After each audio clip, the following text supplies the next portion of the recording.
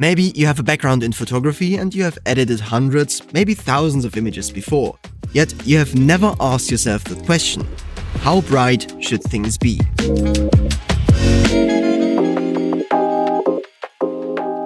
When trying to research this question, you may have learned that everything above a value of 100 and everything below a value of 0 is considered lost information, and you should avoid it at all cost.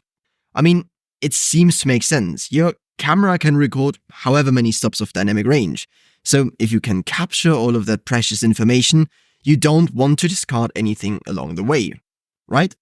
But when you start color grading, it won't be long until you start doubting yourself and your abilities.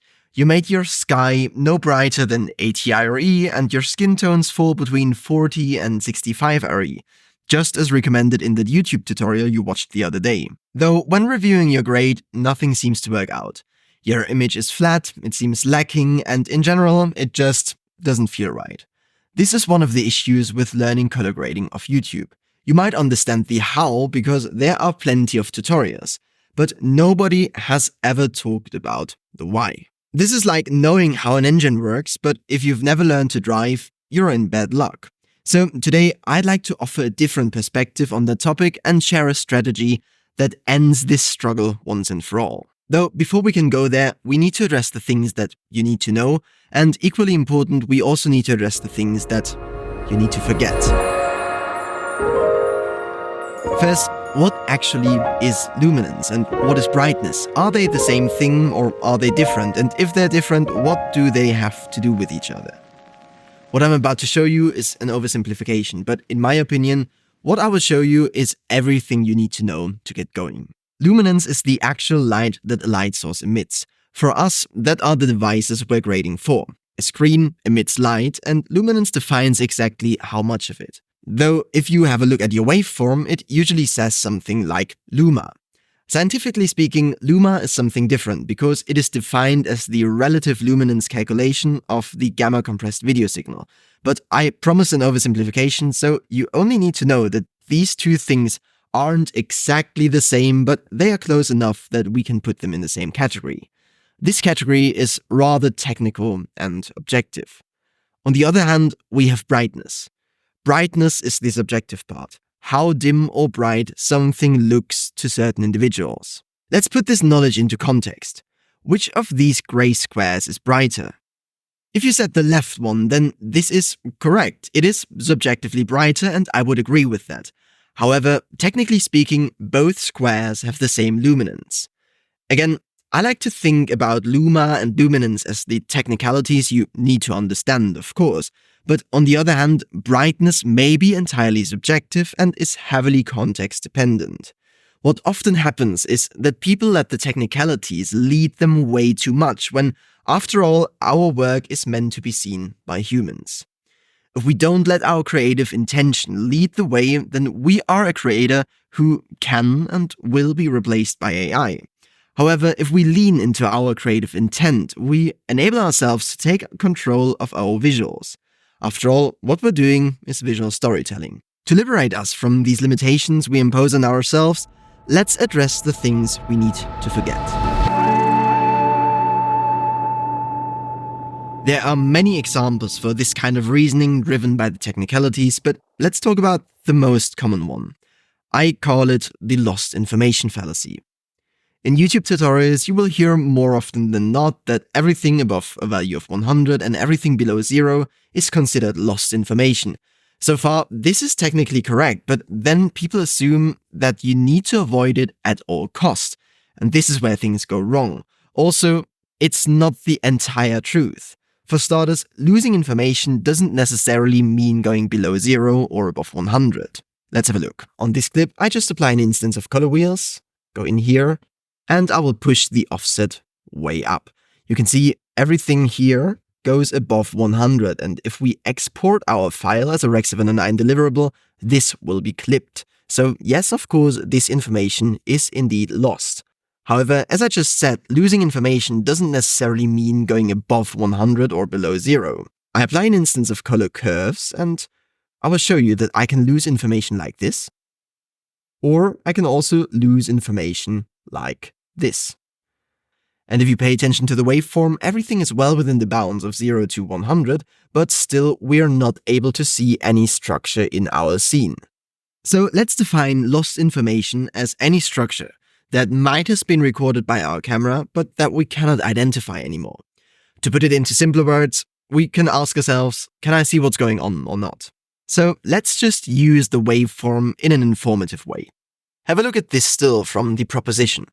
All of the detail in the sky is gone. In the waveform, we can see that the sky is just a flat line, though we don't know if there ever was any information in the sky to begin with. So let's have a look at this still from Michael Clayton.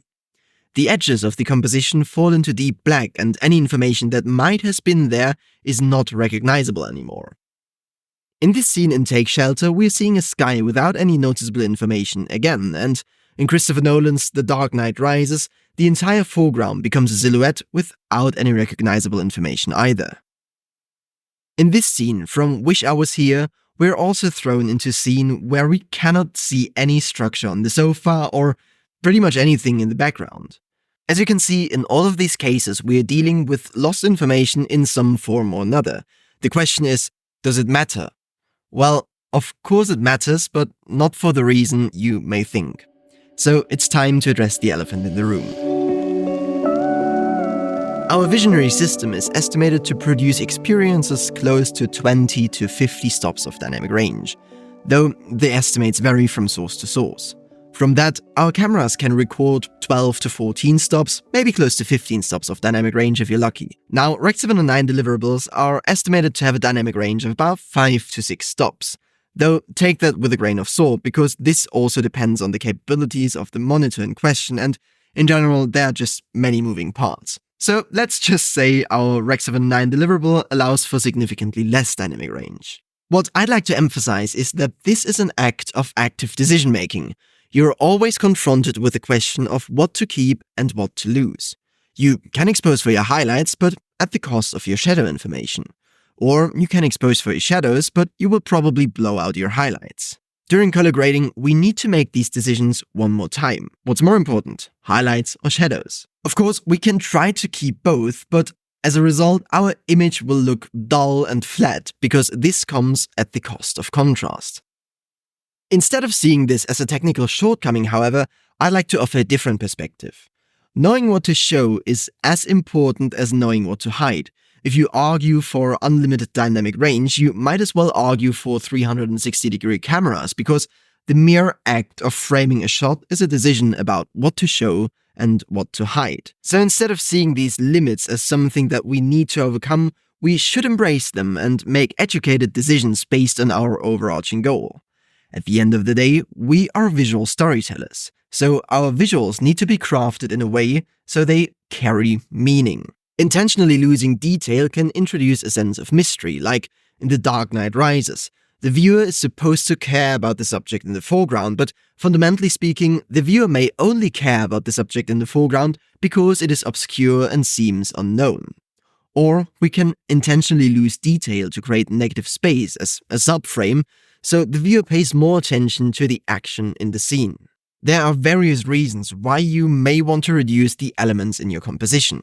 Letting things fall into the shadows is just one of many tools to achieve a certain creative intent. With that in mind, we can finally answer the question, how bright should things be? The only correct answer to this question is, what is our narrative focus? What is our overarching goal? In films, this goal might be enhancing the storytelling, or to evoke a specific emotion. To do that, I need to know how to communicate visually, meaning asking questions like, what does the viewer need to see? And then, how do I achieve that? How do I guide the viewer's eye? In commercials, experts also try to trigger our emotions through visuals.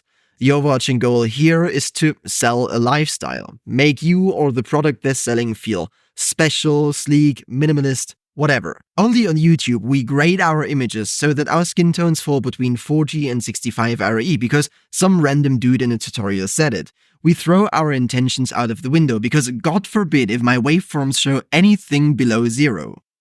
Okay, I want to clarify that I'm not saying don't rely on best practices. I just want to say, instead of relying on random numbers without any context whatsoever, I'd like to encourage you to just take a screenshot of whatever video, film, or photograph you like and study it. Analyze it using the waveform, but be aware of the context in the scene, because remember, how bright or dark something seems does not necessarily correspond with what the waveform shows. So again, being able to read and understand the waveform is a great skill to have, but don't let the numbers overpower your creative intent and your intuition. Analyzing images will help you develop an understanding of the light and the relationship of elements in your composition. With that understanding, you will create better grades over time.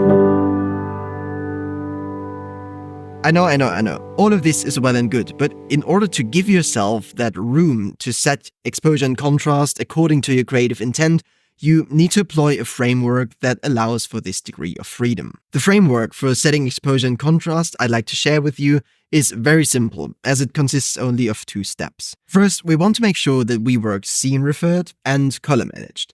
This just means that we let the color space transformation be handled with the proper mathematics, and that we perform all our adjustments before the color space transformation. If you work in Resolve, there are plenty of resources out there on working color-managed and scene-referred. The best channels for Resolve, and especially for color-managed workflows, I can recommend are Colin Kelly's and Darren Mostyn's channels. If you work in Premiere, you can just adapt the workflow I'm about to show. Here in my timeline, I have a couple of Red Raw clips, and I will select all of them and go into the Red Raw settings. In the Red Raw settings, I will choose the color space Red White Gamut RGB, and I will choose the gamma log3 G10. Okay, here we go. Apply, and now the footage in my timeline is just a bunch of ordinary log footage. To work color managed in Final Cut Pro, I will just grab an adjustment layer and place it on top of all of the clips in my timeline. Then I select my adjustment layer and apply a custom LUT effect. Here I will load the proper color space transformation LUT. Remember, we chose Red Log3 G10 with the Red White Gamut RGB as our color space, so I will choose the correct LUT. And as you can see, we have a proper Rec 709 result for our clips. To reiterate, working color managed means we let the color space transformation be handled by the proper tool, which in this case is a color space transformation LUT. Next, to work scene referred, I will perform all of my adjustments on the actual clips. As you can see, if I select this clip and apply an instance of color wheels, these adjustments will get processed before the color space transformation to Rec 709. Therefore, every adjustment I make will correctly be transformed to Rec 709 as well. And at the same time, I can still utilize the larger color space because again, I'm performing all of the adjustments on my actual footage before it gets transformed to Rec 709. Now let's have a look what that means. I just reset this. Pay attention to what happens if I adjust the global wheel. In your application, this might be called the offset. If I push it around, you can see in the waveforms that my image doesn't behave linearly. It behaves a bit more like adjusting exposure in camera. I reset this. I apply another adjustment layer on top of that, and I will perform the same adjustment up here. So again, I will start to push my offset around, and as you can see, everything behaves linearly. So this is not what we want. We want to make our adjustments feel as natural as possible, so therefore we employ a color-managed and scene-referred workflow, because, again, if I do the same thing on the actual clip before the color space transformation to Rec 709, it behaves much more like adjusting exposure in camera. All of this means I can feel my way into the grade, because everything I do behaves in more of a kind of photographic way. Getting this setup right is absolutely crucial because this is the backbone of everything I will show you. The second part of my framework is what I call the 3 steps rule. So if a shot doesn't have any severe issues, I try to force myself to get there in 3 steps or less. And if I find myself fiddling around more than should be necessary, I will reset and start over. Additionally, if a shot doesn't require otherwise, I will always start using the global wheel or the offset because this shifts the entire image, which gives me an idea of the relationship of the different tonalities in my scene. So again, instead of trying to take control over every bit in my scene from the get-go, I try to feel my way into the grade by going with the broadest adjustment first. This gives me a good feeling of the relationship of the tonal values in the scene. Okay, let's delete the adjustment I just did. Another thing I will do, but this is entirely up to you, I will apply the check layer, which is a plugin I made for Final Cut. And I will drag this over everything here. And inside the check layer, we have many handy tools, such as getting rid of all of the color information, or we can flip our image so we get a new perspective. And it has some other handy tools. But I'm only concerned with exposure and contrast, so I will get rid of all of the color information because I don't need it. Since I don't need the color information for now, I will just switch my scopes to show only the Luma waveform. Okay, with that out of the way, let's have a look at our actual timeline to see what's going on. So a group of people goes into these old arches and finds a room. Then they look out of the window and they might see a meadow, and afterwards they start to have a good time on that meadow. To set exposure and contrast for this little sequence, I will first start by picking a hero shot. And I think I will go with this one because this feels like the main part of the story here. So the first thing I do is try to get exposure and contrast right for this shot, because everything else in my timeline will be within the context of this shot. So if we have a look at the lighting in our scene, we can see it's kind of golden hour sunset vibe, and I associate these situations usually with a high level of contrast. So I will just start to feel my way into the grade by using my global wheel, or again, the offset, and I think I want to make it very, very bright, so I push it up just around here, and as you can see, if I get my pen here, I do not care in the slightest about any lost information in the highlights, because what I associate with sunsets and golden hour is the stark contrast of bright lights and deep shadows, so I will just try to achieve that. So I will pull my shadows down. By the way, this is step 2, and I think I will park it around here. This feels a little bit too bright for my taste, so I will just come into my midtones, or gamma it may be called in your application, and lower that just a tad, and maybe we can go back to the global wheel and boost it up just a little bit.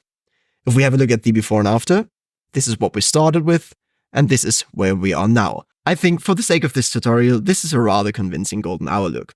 And as you can see, I only took 3.5 steps. So I adjusted the global wheel, I adjusted my shadows, and I adjusted my midtones, and then I went back to tweak the global wheel just a little bit. So yeah, not really 3 steps, more like 3.5, but I will let that slide. As just discussed, this is my hero frame. So what I will do now is open another workspace I have saved, and I will choose color grading with comparison viewer. I will get rid of the other scopes for now because we are only concerned with the brightness information, and now I will save a frame. Because again, everything I do from here on forward is with this hero shot in mind.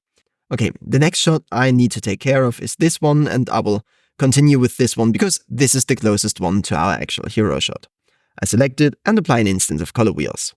Now, this is where our scopes become rather handy. We can see where our skin tones lie, just around here, and we can also see where our sky information is, just about here and just about here. So I can read that just shy of 100 IRE is where my sky information, or where the brightest part of my sky sits in this hero shot. So I know it shouldn't be brighter in this shot, because this shot is facing the other direction, and the sun is coming from here, or the sun is here and goes in this direction as it seems, so the sky here will be a little bit darker. I will rely on the waveform just in an informative way. I will still follow my intention when it comes to the question, how bright does this scene feel? Okay, so let's get started. I get rid of my fancy drawing here, and I will grab the offset and move it around. So first, I will park the entire image about here. I think this gives us a good starting point.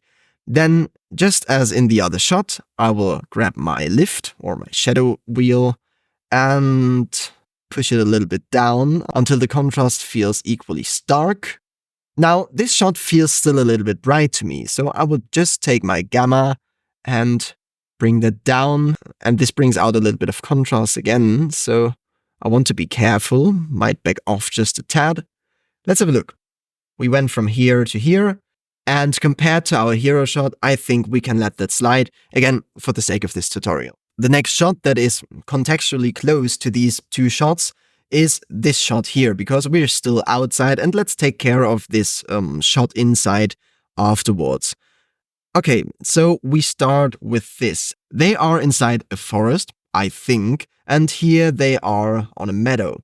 So on the meadow, it will be significantly brighter than in the forest. And this is the first thing I do. I play an instance of color wheels, and again, I will grab my offset and just pull it down. Maybe set it around here.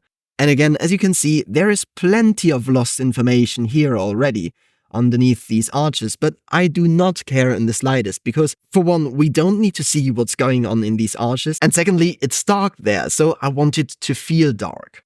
In this shot, I'm quite satisfied with where my highlights are at the moment. The only thing I find a little bit too strong is the contrast in the scene, and one way to combat this is just grab my midtones or my gamma and lift that up just a touch. So it shouldn't feel too bright, so I might have gone too far, and maybe I can push the offset down just a touch more.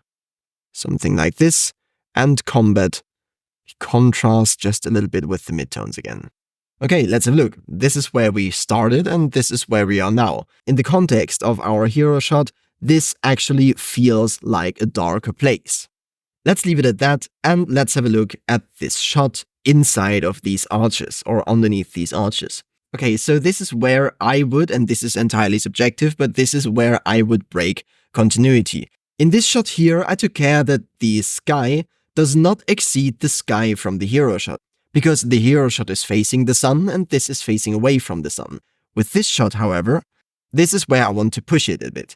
I want to make the window feel very bright, because it's golden hour and they decide to go on the meadow afterwards. Now I will just grab my offset and push the entire image up until it feels right to me. Then I will just take my lift or my shadows and pull it down. Increasing the contrast also helps making the window feel a little bit brighter. But the contrast now is a little bit too stark, so I want to reduce what I did with the lift and use my midtones instead. Something like this. Okay, I might want to save a still from this scene, because this is where they go inside of these arches, and I just want to match the vibe. And I think what I did just from the top of my head works out really well. I might want to refine the darkest parts just a little bit more. And yeah, that's pretty much it. If we now go back to my other workspace, so workspaces, color grading, and have a look at the sequence, just pay attention to the continuity. I think we can call it a day here. Now let's disable the check layer and have a look at how it feels. So even with color information, it doesn't seem too pushed. Then they go underneath these arches. The light is wonderful here as it catches his shirt there. So this looks good. And the light feels very warm and bright, so I'm satisfied with that. On the meadow, yeah, I think we could have introduced a little bit more contrast, but I don't want to go back now. And as far as continuity goes, I think these shots now work together and kind of tell a story how bright everything feels. I know this was a lot, so let's recap the key insights. Luminance and luma are objective measures of how much light our monitors emit. Brightness, on the other hand, is very subjective and context-dependent. Remember the two gray squares. Losing information in the highlights or the shadows is nothing you should be afraid of, because your color grading should always be in line with the story you want to tell. Removing information from an image can be a powerful tool and is not something that should be avoided at all costs. Be informed by the waveform, but don't grade for the numbers. When color grading, employ a scene-referred and color-managed workflow, so your adjustments feel as natural as possible. When making adjustments, always start with the broadest adjustment to get a feel for the shot and try to find the path of least resistance. Maybe you even remember my 3 steps rule when you're struggling with your next shot. If you want to level up your color grading, I have a link in the video description for you. And if you want to learn why avoiding LUTs is probably doing more harm than good, you should watch this video next.